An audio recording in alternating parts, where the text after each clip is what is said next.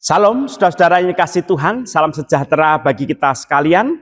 Saudara, kita akan mendengarkan firman Tuhan. Tentunya firman Tuhan ini akan berbicara kepada saudara-saudara, makin menguatkan, meneguhkan iman kita, dan kita semakin diperkaya di dalam kehidupan spiritual kita, dan kita menjadi orang-orang Kristen yang berbahagia. Mari kita berdoa meminta pencerahan dari Roh Kudus. Bapa kami yang di surga, kami bersyukur Tuhan hari ini Engkau berkenan bersabda kepada kami. Kami mau membaca sebagian dari firman-Mu, kiranya Engkau menyertai setiap pembacaan, setiap pendengaran pemberitaan firman Tuhan. Biarlah Engkau memakai waktu yang singkat ini sebagai sarana Tuhan akan mencurahkan berkat-berkat-Mu kepada kami semua. Dan kami bersyukur ya Tuhan untuk setiap kesempatan di mana Tuhan berkenan memperdengarkan apa yang Tuhan kehendaki di dalam kehidupan kami. Melalui firman-Mu Tuhan, kami rindu Engkau bentuk kami menjadi orang-orang Kristen yang bisa menjadi sahabat bagi siapapun. Kami dibentuk menjadi orang-orang yang berkarakter, dan Tuhan Engkau juga akan menuguhkan kami menjadi orang-orang Kristen yang siap Engkau panggil, siap untuk melayani Engkau, siap untuk menjadi kesaksian di tengah dunia yang perlu kami garami dengan firman-Mu ini Tuhan. Berkati kami supaya kami yang mendengarkan siapapun, kapanpun, dalam kondisi apapun, Tuhan hadir, dan biarlah hadirat Tuhan itu menguatkan kami sehingga kami menjadi orang-orang Kristen yang berkelakuan baik, makin hari makin serupa dengan Kristus, dan kami benar-benar ditandai dunia bahwa kami adalah orang percaya yang hidupnya mencerminkan karakter Tuhan. Di dalam nama Tuhan Yesus kami menyerahkan hamba-Mu yang akan memberitakan firman Tuhan. Biarlah Engkau memakai mulut lidah hamba-Mu untuk bisa menjadi kepanjangan suara Tuhan, menyampaikan kebenaran dan sabda Tuhan yang sejati. Di dalam nama Tuhan Yesus kami berdoa menyerahkan jam pemberitaan firman Tuhan ini. Haleluya. Amin. Saudara-saudara yang dikasihi Tuhan, tema hari ini adalah bagai domba di tengah serigala. Bagai domba di tengah serigala terambil dari teks Matius, Injil Matius pasal 10 ayat 16 sampai 20. Matius pasal 10 ayat 16 sampai 20. Saya bacakan kepada saudara-saudara sekalian, saya memakai Alkitab terjemahan baru yang kedua. Demikian firman Tuhan. Penganiayaan yang akan datang dan pengakuan akan Yesus. Lihat, aku mengutus kamu seperti domba ke tengah-tengah serigala. Sebab itu hendaklah kamu cerdik seperti ular dan tulus seperti merpati. Waspadalah terhadap semua orang, karena ada yang akan menyerahkan kamu kepada majelis agama, dan mereka akan mencambuk kamu di rumah ibadatnya. Karena kamu akan digiring di hadapan penguasa-penguasa dan raja-raja sebagai kesaksian bagi mereka dan bagi bangsa-bangsa yang telah mengenal Allah. Apabila mereka menyerahkan kamu, janganlah khawatir tentang bagaimana dan apa yang harus kamu katakan. Karena semuanya itu akan dikaruniakan kepadamu pada saat itu juga. Sebab bukan kamu yang berkata-kata, melainkan Roh Bapamu. Dia yang akan berkata-kata di dalam kamu. Saudara-saudara yang berbahagia ialah kita yang membaca, mendengarkan, merenungkan, terlebih lagi melakukan firman Tuhan di dalam kehidupan setiap hari secara nyata. Haleluya untuk firman Tuhan hari ini. Bagai domba di tengah serigala. Saudara-saudara, saya pernah mendapati seorang yang hendak mendaftar ke seminari. Dia mau mendaftar ke seminari, di situ ada tes tertulis, ada tes psikologi, ada tes Alkitab, tes bahasa Inggris, termasuk juga tes wawancara. Nah, kebetulan yang mau mendaftar seminari ini satu kamar dengan saya, dan dia orang Papua. Di dalam obrolan sebelum kami tidur, kami berdoa, dan dia menceritakan sesuatu yang luar biasa. yang begitu membekas di dalam ingatan saya karena saya begitu impresif ya. Saya terkesan sekali motivasi dia untuk menjadi seorang rohaniwan. Saudara, orang ini dari Papua, dia bercerita bahwa di daerahnya itu banyak suku-suku yang terabaikan. Dia sebenarnya sudah menjadi pegawai pemerintah, tetapi dia punya kerinduan untuk melayani Tuhan. Dan di dalam melayani Tuhan pun dia itu mau menerabas atau mau menerima risiko apapun, dia akan jalani. Kemudian saya tanya, memangnya seperti apa yang pernah kamu dengar tentang ladang pelayanan di daerah Papua tempatmu itu? Di sana Kak, ada orang-orang Papua yang hidupnya itu di pinggir sungai. Ada orang-orang Papua yang hidupnya itu di pohon. Mungkin satu suku jumlahnya 300-400 orang. Dan mereka itu adalah orang-orang dalam tanda kutip yang tidak tahu baca-membaca, mereka masih buta huruf. Lalu saya tanya, lah bagaimana kalau mereka itu adalah orang-orang yang ganas? Kami siap untuk hal-hal seperti itu. Saudara-saudara, dia siap dengan berbagai tantangan yang ada. Dan dia menyaksikan sendiri bahwa mereka itu adalah orang-orang yang tergolong suku yang brutal. Masih primitif. Tetapi orang ini bertekad hati mau pergi ke sana. Menjangkau jiwa-jiwa. Mengabarkan Injil. Dan orang ini mau menerima risiko apapun. Saudara-saudara, risiko yang berbahaya itu sudah di depan mata. Tetapi orang ini, karena dia merasa dipanggil Tuhan, dia berjalan pergi, dan saudara-saudara, tentunya dia akan dibentuk, dilengkapi dengan berbagai ilmu di dalam pelayanan penginjilan misionari, sehingga dia menjadi seorang rohaniwan yang tangguh. Saudara-saudara, di sini kita melihat Tuhan Yesus pun begitu, ketika dia mengutus murid-murid, Tuhan itu tidak memberikan bayangan-bayangan yang indah. Tuhan tidak memberikan janji-janji manis. Tuhan tidak menjanjikan berkat-berkat kelimpahan. Tuhan juga tidak berjanji bahwa tingkap-tingkap langit itu akan dicurahkan untuk memberikan segala kemudahan, kekayaan yang enak-enak, yang nyaman-nyaman, justru yang dicari dunia bukan ditawarkan Tuhan. Tetapi Tuhan ketika berhadapan dengan para murid, Tuhan memberikan sebuah tantangan. Tantangan yang besar, risiko yang besar. Maka Tuhan dengan kata-kata metafora, sebuah kalimat yang umum pada waktu itu. Kehidupan para murid itu, mereka adalah orang-orang yang bagai domba di tengah-tengah serigala. Domba itu dimangsa oleh serigala. Serigala itu paling suka memangsa domba. Karena apa? Domba ini adalah hewan yang lemah lembut. Hewan yang tidak punya pertahanan. Hewan yang larinya juga nggak cepat.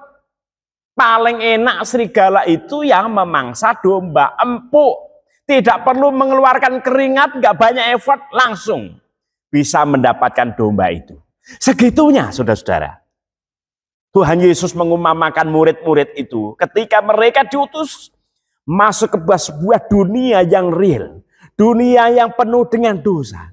Dunia yang masih dikuasai oleh sistem pemerintahan yang brutal. Dunia yang penuh dengan jejaring-jejaring ketidakadilan. Dunia yang dijejali dengan penguasa-penguasa penindas itu. Tuhan Yesus mengumpamakan mereka itu domba yang berada di tengah-tengah serigala. Ada sorot mata di situ. Ada endusan hawa nafsu. Di situ mereka ada sebuah suara yang ingin menerkam. Tetapi selama di situ ada Tuhan Yesus, Tuhan tetap menyertai mereka. Oleh karena itu saudara, apa yang ingin disampaikan oleh Matius perikop yang kita baca, yang terbentang dari ayat 16 sampai 32. Setidaknya di sini kita bisa mempelajari 3 hal yang sangat penting memulihkan panggilan kita, sekaligus meneguhkan peran kita yang penting di dalam kehidupan yang serba duniawi ini. Apa yang dimaksud 3 pengajaran itu? Yang pertama adalah dipanggil untuk melayani. Saudara, lihat aku mengutus kamu seperti domba ke tengah-tengah serigala. Sebab itu, hendaklah kamu cerdik seperti ular dan tulus seperti merpati. Tuhan itu memanggil para murid yang jumlahnya 12 itu dikumpulkan. Perikop yang mengawali pasal 10 itu mengatakan Yesus memanggil ke-12 murid. Yesus memanggil ke-12 rasul yang lalu dikumpulkan. Kemudian mereka itu diberikan tugas, diberikan perlengkapan, dibekali sedemikian, lalu mereka itu dipanggil, lalu diutus. Saudara, panggilan ini diberikan itu bukan suatu beban. Panggilan itu bukan paksaan.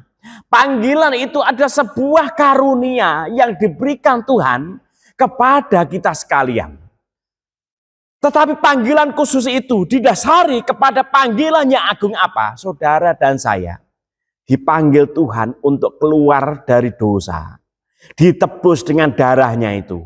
Dikeluarkan dari lumpur dosa yang mematikan, yang menyerap kehidupan kita itu. Kita dipanggil, dientaskan, diambil dari itu, lalu kita itu dibenarkan oleh Tuhan dan kita diselamatkan. Setelah diselamatkan, kita nggak boleh nyantai, duduk menikmati berkat-berkat Tuhan. No. Tuhan lebih lanjut memanggil kita untuk menjadi pelayan-pelayannya. Saudara, kalau kita perhatikan latar belakang para murid ini bervariasi ya. Ada yang nelayan, ada yang tukang pajak, ada yang orang biasa, saudara-saudara. Tetapi yang penting mereka adalah orang-orang berdosa. Mereka sama dengan kita, penuh dengan kekurangan. Tetapi hanya kasih karunia Tuhan mereka dipanggil, dikumpulkan. Dan panggilan itu benar-benar menantang, saudara-saudara. Hari ini saya ingin menegaskan lagi bahwa saudara itu sudah diselamatkan oleh Tuhan. Dan hari ini saya menegaskan saudara sedang dipanggil Tuhan. Untuk apa? Untuk melakukan apa yang baik. Mewujudkan iman Injili yang murni. Melakukan apa saja, mengasihi, berbuat kebaikan, menyatakan iman, bersaksi, menceritakan tentang kemuliaan Tuhan, hidup berkemurahan, memberi, saudara-saudara. Itu ada bagian umum bagaimana orang itu dipanggil untuk itu semua. Dan kita istilah dipanggil itu, kaleo, saudara-saudara. Tuhan itu memanggil pasti ada tujuannya. Oleh karena itu kita fokus kepada hal seperti itu. Di sini para murid, mereka itu dipanggil untuk memasuki dunia. Dan mereka itu berkiprah di situ. Mereka melayani di situ. Mereka itu hidup, melibatkan diri dan terlibat dengan dunia tak terpisahkan. Tetapi mereka adalah ciptaan yang baru. Tidak seperti dunia. Memang mereka hidup di dunia. Tetapi mereka bukan orang duniawi lagi. Mereka seperti ikan. Memang dia itu kayaknya hanyut. Tetapi dia bisa bertahan di tengah kuasa dunia, arus dunia yang menghanyutkan. Murid-murid bekerja di situ. Dan mereka berkiprah, melayani Tuhan di situ. Saudara-saudara, dipanggil untuk melayani itu selalu identik dengan rohaniwan. Enggak. Hari ini pendeta itu pemahamannya itu sangat bias. Pendeta jadi bisnismen juga ada, bisnismen jadi pendeta juga ada, pengacara jadi pendeta juga ada, dokter jadi pendeta juga ada. Saudara-saudara, bias. Tetapi saya mau tegaskan, panggilan saudara itu adalah khas, unik, yang tahu ada saudara dengan Tuhan. Tetapi panggilan secara umum kita itu adalah memberitakan kabar baik, menjadi sesuatu penghiburan, suatu kebahagiaan, suatu sukacita bagi dunia ini. Jadi kalau ada orang duniawi, orang di luar sana, melihat saudara itu senang dan mereka itu turut senang, berarti saudara sudah menjadi kesaksian. Tapi kalau saudara hidupnya itu justru membuat orang lain tidak bahagia, orang lain itu justru jengkel, sedih gitu ya, dan tidak suka kepada saudara. Nah, itu ada sesuatu. Panggilan saudara harus dibereskan untuk menjadi garam dan terang dunia. Itulah yang pertama, dipanggil untuk melayani. Yang kedua, diutus untuk berbagi. Saudara-saudara, di sini kita harus memahami bahwa waspadalah terhadap semua orang, karena ada yang akan menyerahkan kamu kepada majelis agama dan mereka akan mencambuk kamu di rumah ibadahnya. Karena apa? Karena Tuhan. Kamu akan digiring ke hadapan penguasa-penguasa dan raja-raja sebagai kesaksian bagi mereka dan bagi bangsa-bangsa yang tidak mengenal Allah. Kenapa sih mereka, murid-murid kok sampai seperti itu? Ya memang benar gitu ya. Banyak murid Tuhan benar-benar merasakan apa yang dikatakan Tuhan Yesus ini. Baik Rasul Paulus, memang di sini tidak ada Rasul Paulus yang sedang berkumpul, tetapi Rasul Petrus, Rasul Yohanes, banyak rasul-rasul yang lain. Mereka mengalami hal-hal yang menyedihkan, hal-hal yang mengerikan, saudara-saudara, terjadi di dalam hidup mereka. Menjadi seorang pelayan itu tidak enak. Apalagi kalau orang itu diutus untuk berbagi. Berbagi apa sih? Berbagi kabar baik. Betul, yang dibagi itu adalah Injil Kerajaan Allah. Yang dibagikan itu adalah kabar baik bahwa Yesus itu menebus dosa manusia di dunia. Kabar baik bahwa dunia ini yang percaya kepada tidak berujung kepada kehancuran, tetapi melalui Yesus dunia ini bergerak menuju ke dalam kekekalan. Memang itu yang diberitakan. Tetapi caranya itu macam-macam. Salah satunya itu adalah yaitu berbagi, memberitakan Injil secara langsung, memberikan hospitality, seminar, ceramah, mengajar, macam-macam. Memberikan counseling, menuliskan apa-apa yang baik di sosial media, banyak sekali. Ada yang memberikan Alkitab di hotel-hotel, ada yang memberikan penginjilan melalui bisnisnya, macam-macam saudara-saudara. Tetapi satu hal, itu semua dilakukan dalam sarana apa? Kita berbagi kabar baik. Oleh karena itu, karena berbagi kabar baik itulah para murid itu mengalami hal-hal yang tidak mengenakan. Tentunya kalau kita, secara jujur ya, kalau ditanya tentang hal ini tentunya kita tidak mau. Sukanya yang enak-enak saja. Tetapi percaya atau tidak, orang yang sekalipun dia mengalami hal-hal yang tidak enak, tidak nyaman, mengusik kenyamanannya, bahkan membuat kesedihan, kehancuran dirinya, ketika dia berjalan di dalam perutusan sebagai orang-orang yang berbagi kabar baik, orang itu akan menemukan sukacitanya sendiri. Sukacita mereka kadang-kadang tidak kita pahami. Saudara-saudara, Rasul Paulus itu orang yang bersukacita. Padahal kalau hidupnya dilihat saudara-saudara, itu penuh dengan kesengsaraan. Saudara-saudara, ini yang harus kita pahami. Justru dengan melakukan perutusan, justru ketika kita itu diutus untuk berbagi, disitulah risiko yang nyata itu terjadi di dalam hidup kita. Justru di situ masalah-masalah itu menimpa kehidupan kita. Tetapi Tuhan itu mengizinkan masalah itu. Tuhan tidak tutup mata terhadap peristiwa-peristiwa yang tidak enak yang menimpa utusannya. Tuhan akan membukakan pengalaman-pengalaman rohani yang luar biasa, yang tidak bisa dilihat orang yang tidak diutus Tuhan. Mereka akan mengalami sukacita.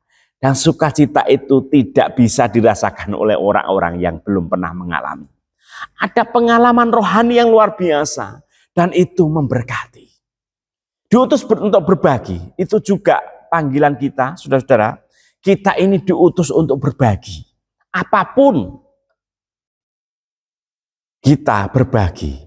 Berbagi kebaikan, berbagi kabar baik. Macam-macam. Tidak perlu saya sebutkan satu-satu. Saudara setidaknya sudah tahu. Kita itu berbagi.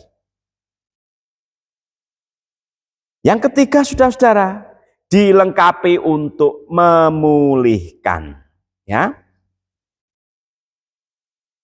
Ayat 20 dikatakan, sebab bukan kamu yang berkata-kata, melainkan roh Bapamu. Dia yang akan berkata-kata di dalam kamu. Ayat 19 saya bacakan sebelumnya. Apabila mereka menyerahkan kamu, janganlah khawatir tentang bagaimana dan apa yang harus kamu katakan.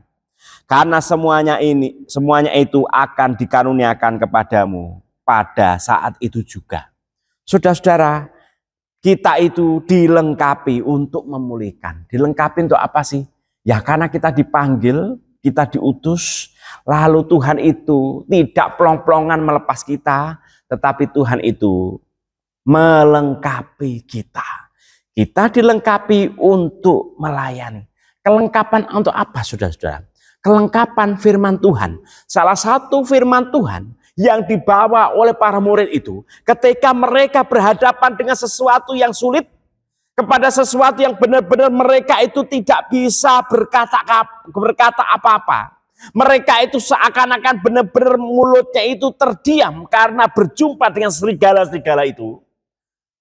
Tuhan mengatakan, jangan khawatir, Tuhan sendiri akan buka mulutmu dan mengatakan apa yang harus kamu katakan.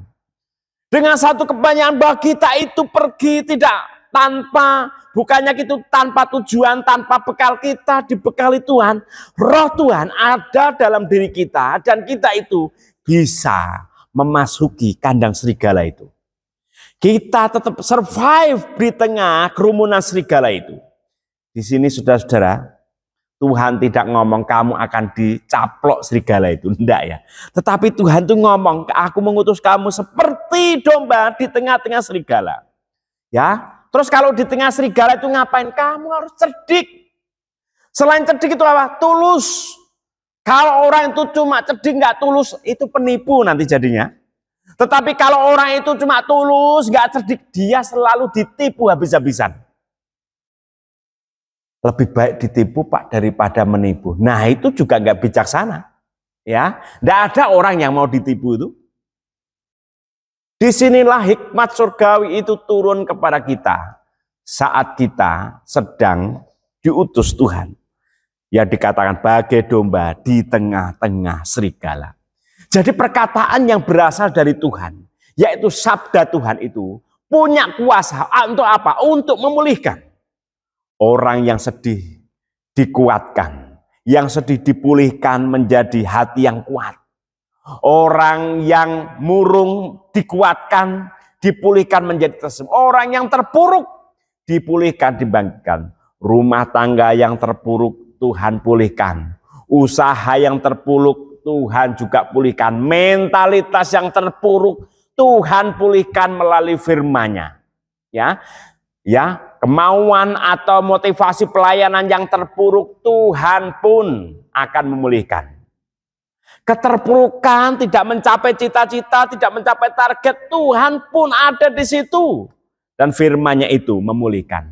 Melalui siapa sih Tuhan memulihkan dunia ini? Melalui saudara dan saya. Oleh karena itu saudara-saudara, yakinlah bahwa kita itu orang-orang yang sangat berharga, sangat dikasihi Tuhan. Dan kita itu benar-benar mau, ya Tuhan itu benar-benar meyakinkan kita supaya kita itu mau dipakai Tuhan. Untuk menjadi orang-orang yang membawa kesaksian. Sebagai penutup saudara-saudara, ketika saya belajar tentang studi budaya, ada satu terminologi yang unik, yaitu counterculture. Ya. Counterculture. Nah itu lucu ya. Dalam bahasa Indonesia itu sebagai budaya tandingan. Orang Kristen itu dipanggil untuk menjadi orang yang memiliki budaya. Budayanya bukan budaya duniawi. Budayanya bukan budaya yang trendsetter. Budaya TikTok, budaya sosial media. Enggak. Tetapi sebuah budaya tandingan. Apa yang dimaksud dengan tandingan? Jadi saudara-saudara, kalau dunia ini sedang menuju kehancuran, pembunuhan, perang, saling sikap mencurigai. Nah, kita itu harus menandingi dengan sebuah budaya yang mengasihi. Budaya yang penuh dengan pemulihan. Kalau dunia ini menomorsatukan caci maki, curiga, fitnah, menghujat. Waduh, saudara-saudara, predikat netizen Indonesia itu adalah sangat ahli, sangat profesional di dalam ilmu hujat-menghujat itu. Nah, kita orang Kristen punya budaya tandingan. Jangan menghujat, tetapi kata-kata kita itu, budayanya itu adalah penuh dengan motivasi. Memberikan dorongan. Memberikan sebuah netralitas. Hari-hari ini, saudara, tahun politik Indonesia itu penuh dengan kegaduhan. Orang di dunia saya suka dengan kegaduhan. Supaya hancur. Tetapi kita orang Kristen punya budaya tandingan. Kita menyebarkan keteduhan di dalamnya. Setiap kerumunan potensial untuk kegaduhan. Tetapi kita, gereja bukan kerumunan. Tetapi gereja itu terdiri orang-orang yang diutus. Untuk apa? Untuk memberikan sebuah budaya tandingan. Membawa keteduhan. Orang memusuhi, dendam, tidak ada pengampunan. Orang Kristen punya budaya tandingan, yaitu apa? Mengasihi. Terus menerus seperti kasih Tuhan. Nah, ini saudara-saudara, dunia ini penuh kegelapan. Biarlah budaya kita yang berdasarkan firman Tuhan memiliki sebuah budaya tandingan, counter culture itu membawa sesuatu yang penuh dengan terang. Saudara-saudara, Anda dan saya hari ini saya tegaskan. Saudara bagai domba di tengah-tengah serigala. Tetapi ketika kita di tengah serigala, ingat kita sedang dipanggil Tuhan, kita sedang diutus Tuhan, dan kita diperlengkapi. Apa yang menjadi ketidakmampuan kita serahkan kepada Tuhan. Dan kita sudah benar-benar bisa menjadi orang-orang yang cerdik dan tulus. Menjadi orang yang bijaksana. Membuat sebuah budaya tandingan bagi dunia ini. Tuhan Yesus memberkati. Amin.